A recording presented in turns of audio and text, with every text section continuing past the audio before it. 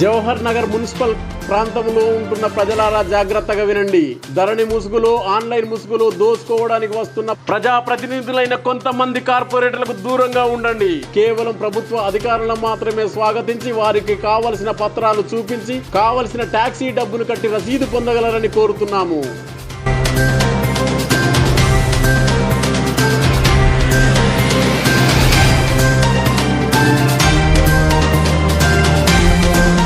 మోరీలు మూసి ప్రభుత్వ స్థలాన్ని commercial plot గా మార్చిన విషయంపై స్పందించని మున్సిపల్ సిబ్బందిని ఏమందాం? రోడ్లను ఆక్రమించుకొని నిర్మించుకున్న ఇండ్లకు ఆన్లైన్లో చేర్చొద్దని కోరుతున్న ప్రజల మాటలను అధికారులు వింటారా?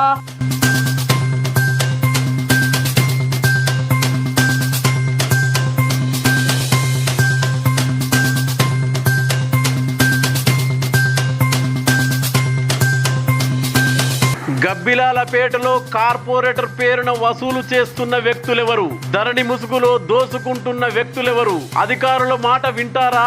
ప్రజలకు న్యాయం జరిగేనా? 500కు 25,000 అడుగుతున్న నేతలెవరు?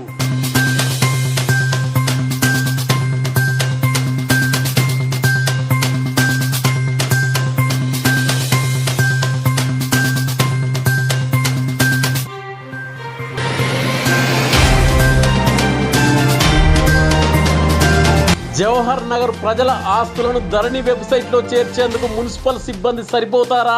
ప్రైవేటు వ్యక్తులను ఉపయోగిస్తారా? స్పందించని మున్సిపల్ కమిషనర్, ఇబ్బందులు పడుతున్న గ్రామ ప్రజలు.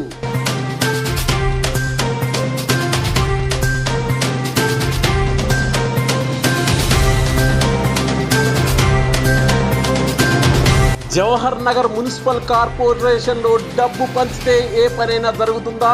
ఓపెన్ ప్లాట్లను ఎందుకు ఆన్లైన్ లో చేర్చుతున్నారు?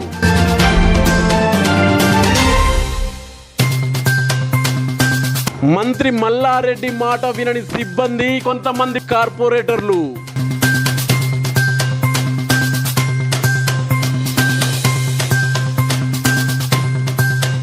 ప్రజలను ఇబ్బంది పెట్టద్దు, డబ్బులు తీసుకోవద్దని ఎంత చెప్పుతున్నా మంత్రి మల్లారెడ్డి మాట వినని కొంతమంది కార్పొరేటర్లు, అధికారులు.